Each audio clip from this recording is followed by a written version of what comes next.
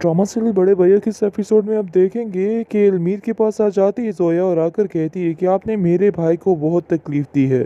मैं आपको कभी इस चीज़ के लिए माफ़ नहीं करूँगी। उनको मैंने आज तक रोते हुए नहीं देखा, लेकिन आपकी वजह से उनकी आंखें काफ़ी ज़्यादा भीग चुकी हैं और काफ़ी परेशान हैं।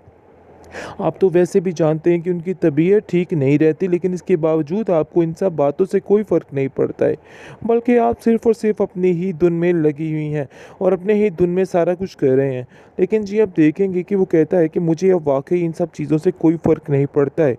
जब तुम्हें पता चलेगा ना कि आखिर वो कर क्या रहे हैं, फिर तुम्हें समझ आएगी। तुम नहीं समझ पा रही हो उनकी चालाकियों को। वो सिर्फ़ और सिर्फ़ अपनी बीवी महविश का सोच रहे हैं और देख लेना, एक दिन हर चीज़ उसके नाम हो जाएगी, तो हमें सबको धिक्के देकर इस घर से बाहर निकालेगी और तुम भी इस घर में शामिल होगी। जिसको सुनकर वो कहती है कि महविश भाभी ऐसी नहीं है, कैसी बातें कर रहे हैं आप? आप लोगों को इतना तो समझ होनी चाहिए कि आखिर कौन ठीक है और कौन नहीं है। ये ऐसा कभी नहीं हो सकता, कबीर भाई हमारे साथ नाइंसाफ़ी कभी नहीं करेंगे। लेकिन जी, आप देखेंगे कि कौन समझाए इस अलमीर को, क्योंकि अलमीर जो है उसकी आंखों पर सिर्फ़ और सिर्फ़ मिशाल की पट्टी बंधी हुई है, इसके अलावा और कुछ नहीं है। मिशाल के अलावा उसको कुछ नज़र नहीं आता। उसको ऐसा लगता है कि मिशाल ही है वो लड़की जिसके बदौलत वो सब कुछ कर सकता है, बिल्कुल ठीक है, और उसका अलहदा होना ही उसके लिए मानी रखता है। लेकिन सिर्फ़ और सिर्फ़ वो महविश के बहुत शदीद किस्म का खिलाफ हो चुका है और कहता है कि मुझे तो समझ नहीं आ रही कि आखिर महविश भाभी तुम कहती क्या हो? क्यों तुम हम सब के पीछे हाथ धो के पड़ चुकी हो? पहले तुमने मिशाल को इस कदर तकलीफ़ दी है कि मिशाल बेचारी चीखो पुकार कर उठी है और वो अलहदा होने पर मजबूर हो गई। जिस पर वो कहती है कि अरे भाई, मैंने कुछ भी नहीं किया है, आप लोग सरासर मुझ पे इल्ज़ाम लगा रहे हैं। देखिए, इस बात को समझने की कोशिश कीजिए कि मैंने वाक़ई में ऐसा कुछ नहीं किया। लेकिन पता नहीं क्यों आपको इन सब बातों का एहसास नहीं हो रहा है और आप लोग सिर्फ़ और सिर्फ़ कबीर को तकलीफ़ देने की सोच रहे हैं। इसके अलावा आपका कोई भी आइडिया नहीं है। आप लोगों को क्या लग रहा है कि आखिर क्या मैं ऐसे कर सकती हूँ या बड़े भैया ऐसे कर सकते हैं? हम ऐसा कभी नहीं करेंगे। आप लोगों के साथ आपको बिल्कुल भी परेशान होने की ज़रूरत नहीं है।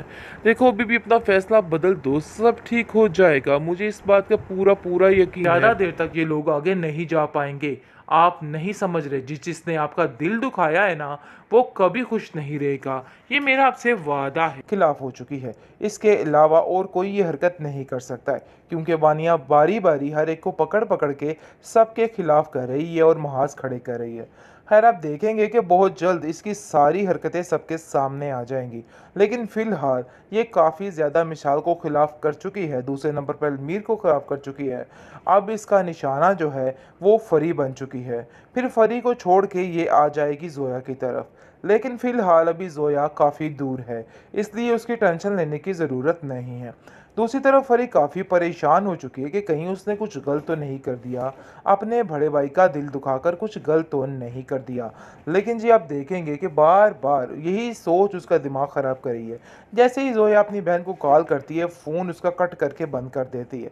लेकिन ये सारा माजरा शुएब को समझ आ रहा है कि आखिर उसका प्लान 75% तक कामयाब हो चुका है, क्योंकि जो कुछ उसने सोचा था वो ऐसा ही कर रही है। लेकिन जी, आप देखेंगे कि वो सोचता है कि अगर ये कता ताल्लुक हो गया तो उसका मसला हल नहीं हो सकता है, जिसके लिए वो फरी को राज़ी कर रहा है कि हमें उधर जाना होगा।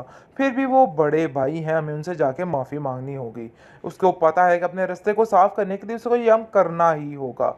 लेकिन फरी को ये सारी चालें समझ नहीं आ रही कि आखिर इन सब चीज़ों के पीछे क्या हो रहा है, क्या होने जा रहा है।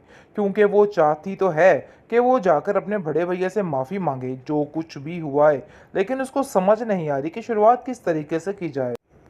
बेहतरीन ड्रामा सीरियल बड़े भैया की इस एपिसोड में आप देखेंगे कि जोया के साथ जो कुछ किया जा रहा है उसको बिल्कुल भी बर्दाश्त, बेचारी फिर रही हो और गप्पे चप्पे मार रही होती है, जिसको देख के काफ़ी ज़्यादा गुस्से में वानिया आ जाती है और वानिया कहती है कि आखिर ये सब कुछ क्या तमाशा हो रहा है। मुझे तो कुछ समझ नहीं आ रही कि आखिर तुम क्या कर रही हो।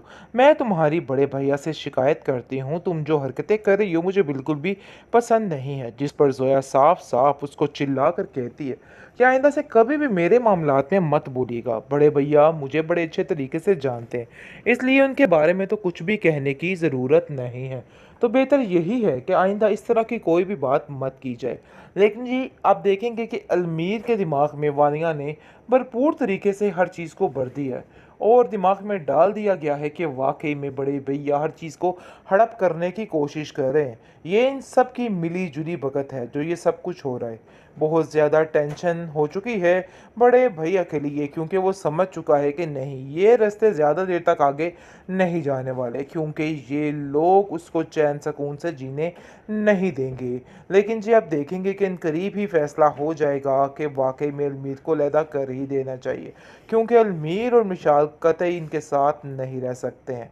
घर का माहौल काफ़ी ज़्यादा डिस्टर्ब हो चुका है। महविश काफ़ी परेशान हो चुकी है, क्योंकि उसको समझ नहीं आ रही कि आखिर इन लोगों को कैसे हैंडल करे। सारा दिन तो इसे इन लोगों को फेस करना पड़ता है, जिसकी वजह से वो काफ़ी ज़्यादा परेशान हो चुकी है और सोच रही है कि इनका आखिर कोई ना कोई तो हल निकालना ही होगा, क्योंकि जब तक इन सब बातों का हल ना निकाला मसला ठीक नहीं हो सकता है। क्योंकि वो समझ चुकी है कि ये लोग अब ज़्यादा देर तक इधर साथ इकट्ठे नहीं रहने वाले हैं।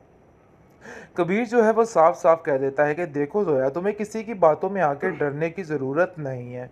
मैं जानता हूँ कि सारा मामला क्या हो रहा है और लोग क्या चाह रहे हैं, लेकिन इनकी खुशी के लिए मैं ये कड़वा घूंट नहीं पी सकता।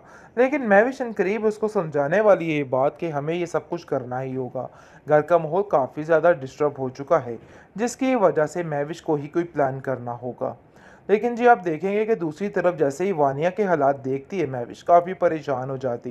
जोया को कहती है कि इसकी बातों को लेके परेशान मत हो, मुझे तो ऐसा लगता है कि परी के दिमाग में भी ये सारी फजूल बातें इसी ने गोली हैं, जिसकी वजह से परी भी आज अपने भाई के खिलाफ हो चुकी है। इसके अलावा और कोई ये हरकत नहीं कर सकता है, क्योंकि वानिया बारी बारी हर एक को पकड़ पकड़ के सबके खिलाफ कर रही है और महाज खड़े कर रही है। खैर आप देखेंगे कि बहुत जल्द इसकी सारी हरकतें सबके सामने आ जाएंगी। लेकिन फ़िलहाल ये काफ़ी ज़्यादा मिसाल को ख़िलाफ़ कर चुकी है, दूसरे नंबर पर अलमीर को ख़िलाफ़ कर चुकी है। अब इसका निशाना जो है वो फरी बन चुकी है। फिर फरी को छोड़ के ये आ जाएगी ज़ोया की तरफ। लेकिन फ़िलहाल अभी ज़ोया काफ़ी दूर है, इसलिए उसकी टेंशन लेने की ज़रूरत नहीं है। दूसरी तरफ फरी काफ़ी परेशान हो चुकी है कि कहीं उसने कुछ गलत तो नहीं कर दिया, अपने बड़े भाई का दिल दुखाकर कुछ गलत तो नहीं कर दिया। लेकिन जी आप देखेंगे कि बार बार यही सोच उसका दिमाग ख़राब कर रही है। जैसे ही जोया अपनी बहन को कॉल करती है, फ़ोन उसका कट करके बंद कर देती है। लेकिन ये सारा माजरा शुएब को समझ आ रहा है कि आखिर उसका प्लान 75% तक कामयाब हो चुका है, क्योंकि जो कुछ उसने सोचा था वो ऐसा ही कर रही है। लेकिन जी आप देखेंगे कि वो सोचता है कि अगर ये कता ताल्लुक हो गया तो उसका मसला हल नहीं हो सकता है, जिसके लिए वो फरी को राज़ी कर रहा है कि हमें उधर जाना होगा। फिर भी वो बड़े भाई हैं, हमें उनसे जाके माफ़ी मांगनी होगी। उसको पता है कि अपने रास्ते को साफ़ करने के लिए उसको ये हम करना ही होगा। लेकिन फरी को ये सारी चालें समझ नहीं आ रही कि आखिर इन सब चीज़ों के पीछे क्या हो रहा है, क्या होने जा रहा है। क्योंकि वो चाहती तो है कि वो जाकर अपने बड़े भैया से माफ़ी मांगे जो कुछ भी हुआ है, लेकिन उसको समझ नहीं आ रही कि शुरुआत किस तरीके से की जाए।